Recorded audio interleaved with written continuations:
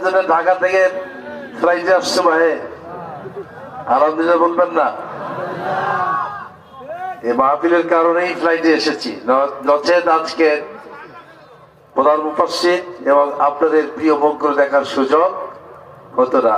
বলি আরেকবার আলহামদুলিল্লাহ, ওয়ালাকাল হামদ হামদান কাসীরান তাইয়িবান মুবারাকান ফীহি।